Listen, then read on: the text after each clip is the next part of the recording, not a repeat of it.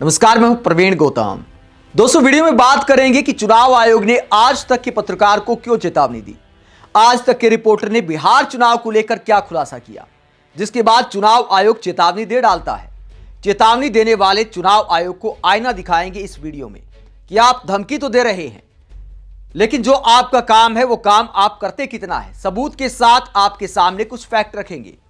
पहले बात करते हैं कि आज तक के रिपोर्टर ने क्या खुलासा किया, जिसका वीडियो कांग्रेस की प्रवक्ता सुप्रिया श्रीनेत ने शेयर किया और टाइटल था पपीता का पत्ता इक्वल टू बिहार में वोट चोरी।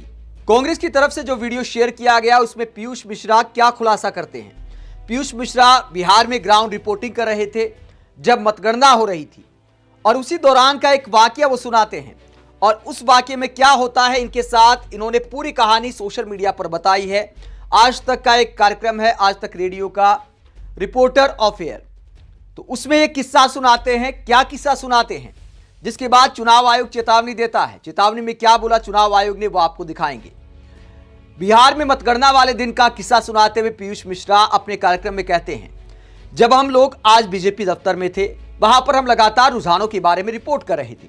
वहां जो डेवलपमेंट हो रही थी, जब हम उसके बारे में बता रहे थे, एक बीजेपी के कार्यकर्ता आते हैं और बोलते हैं, भैया हम आपको रिपोर्टर ऑफ एयर में देखे हैं। रिपोर्टर ऑफ एयर यानी आज तक रेडियो का एक कार्यक्रम है, उसका जिक्र करता है वो बीजेपी का कार्यकर्ता और कहता है कि हमने आपको देखा है। आगे क्या कहता है, ऐसे करते करते हम लोगों की बातचीत शुरू हुई। बातचीत करते करते वो अचानक मुझसे बोले, अरे भैया हम 2 जगह वोट डाले। मैंने कहा 2 जगह वोट कैसे? कहने लगे, अरे पहला हमारा वोट था पटना में, हमारे एक आधार कार्ड पर 2 जगह वोट पर्ची आ गया। एक पटना में जो हमारा घर है वहां आ गया पर्ची, और दूसरा हमारा गांव है वहां पर भी हमारा पर्ची आ गया। यानी बीजेपी का कार्यकर्ता पीयूष मिश्रा को बताता है कि पटना वाले शहर के घर पर भी आ गया और गांव वाले घर पर भी आ गया, 2 जगह पर्ची आ गया। उसके बाद क्या होता है पूरी कहानी में पीयूष मिश्रा आगे बताते हैं। पीयूष मिश्रा इसके बाद सवाल करते हैं, तो फिर क्या हुआ? वो बताने लगे, हम फटाफट सुबह अर्ली मॉर्निंग पहुंचे, 8:15 बजे पहुंचकर कमल का निशान देखा और ठप से वोट डाला। उसके बाद भागे, फिर 5 किलोमीटर दूर हमारा गांव है वहां पहुंचे, वहां अपनी मम्मी से मिले। मम्मी ने बताया कि बेटा तुम्हारा पर्ची आया हुआ है। फिर हम पर्ची लेके सोनपुर के वोटिंग सेंटर पहुंचे और वहां पर भी वोट डाल दिया। मैंने पूछा, यार एक बात बताओ, तुमने 2 जगह वोट डाला, जहां पहली बार वोट डाला वहां तो जरूर तुम्हारी उंगली पर इलेक्शन कमीशन की नीली इंक लगी होगी, किसी ने देखा नहीं क्या, रोका नहीं क्या? वो बोले, अरे देखता कैसे, पहचानता कैसे, हम तो मिटा दिए थे। और मिटाने की टेक्निक उस बंदे ने क्या बताई पीयूष मिश्रा को, जो उंगली पर स्याही होती है वो मिटाने की टेक्निक आगे बताई जाती है। मैंने पूछा कैसे मिटाए? कहने लगे बहुत आसान है, लोग पानी से मिटाता है, लोग साबुन से मिटाता है, हम मिटाए हैं पपीता का पत्ता तोड़कर। उसमें से जो सफेद रंग का दूध निकलता है उसको हाथ पर रगड़े, इतना जोर से रगड़ते रहे कि नीली स्याही मिट गया, बिल्कुल भी हल्का नीलापन भी नहीं बचा उंगली पर। तो आज ये बात सभी दर्शकों को बताया जाए और इलेक्शन कमीशन भी जाने कि बिहार में कई लोगों ने पपीते के पत्ते से दूध का इस्तेमाल करके स्याही मिटाई है। उस कार्यकर्ता ने मुझे यह भी बताया कि कई लोगों ने इसी तरीके से इंक हटाई और 2 जगह वोट डाले। उन्होंने बताया कि पटना में जब उन्होंने वोट डाला तो उंगली पर नीली स्याही लगी थी, जब गांव गए वोट डालने के लिए तो वहां पर काली स्याही लगी थी। आप अंदाजा लगा सकते हैं किस तरह से यहां पर गड़बड़ी हुई और एक आदमी ने 2 जगह वोट डाला। तो ये पीयूष मिश्रा ने खुलासा किया, बीजेपी के कार्यकर्ता के साथ बातचीत का किस्सा सुनाया। तो चुनाव आयोग इस वीडियो को लेकर आहत हो गया है। खुलासा करने वाले को ही क्या चेतावनी दी जा रही है? चुनाव आयोग का इस वीडियो को लेकर जवाब सामने आया जब सुप्रिया श्रीनेत ने पपीता का पत्ता यानी बिहार में वोट चोरी टाइटल के साथ ये वीडियो पोस्ट किया। तो चुनाव आयोग क्या कहता है? चुनाव आयोग सुप्रिया श्रीनेत को जवाब देता है। मुख्य निर्वाचन अधिकारी बिहार की तरफ से जवाब दिया गया और कहा गया, कृपया वीडियो में उल्लेखित मतदाता का नाम, एपिक नंबर यानी मतदाता पहचान पत्र नंबर, बूथ नंबर और विधानसभा संख्या उपलब्ध कराए जाए ताकि जांच कर नियमानुसार कार्रवाई की जा सके। बिना किसी तथ्यात्मक जानकारी के उक्त दावा पुष्ट नहीं होता है।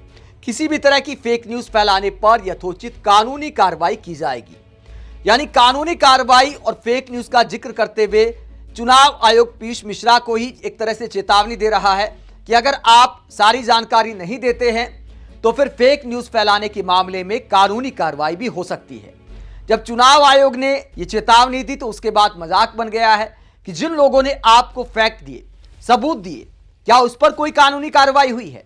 उदाहरण के तौर पर मोहम्मद जुबैर जो कि फैक्ट चेक करने का काम करते हैं, उन्होंने एक दावा किया था। क्या दावा किया था वो मैं आपको बता देता हूं।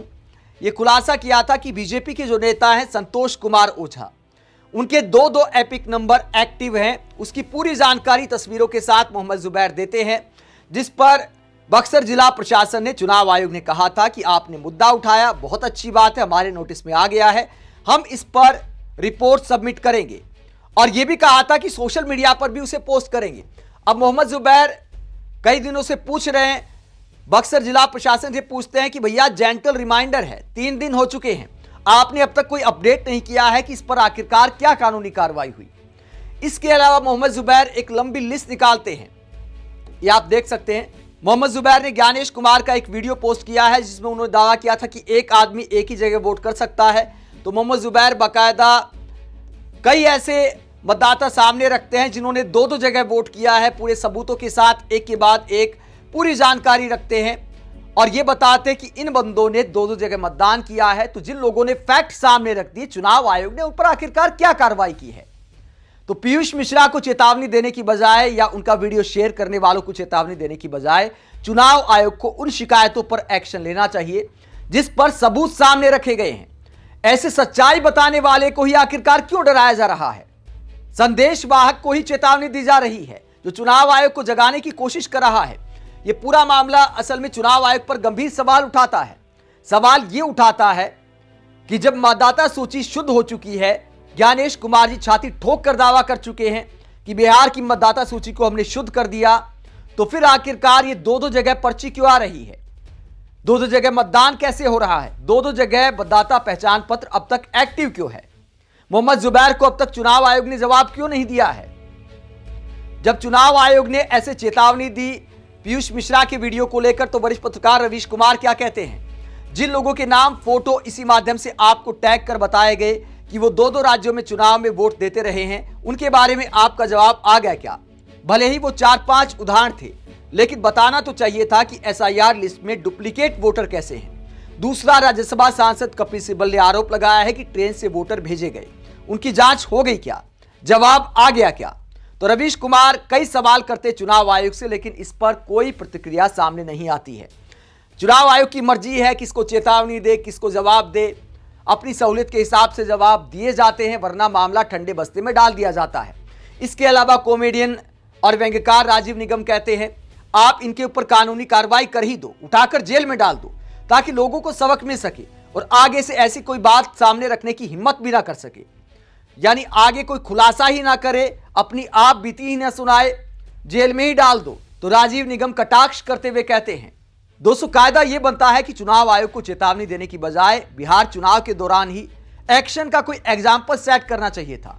जो शिकायतें फैक्ट के साथ चुनाव आयोग के सामने रखी गई, क्या उन पर कोई एक्शन लिया गया है?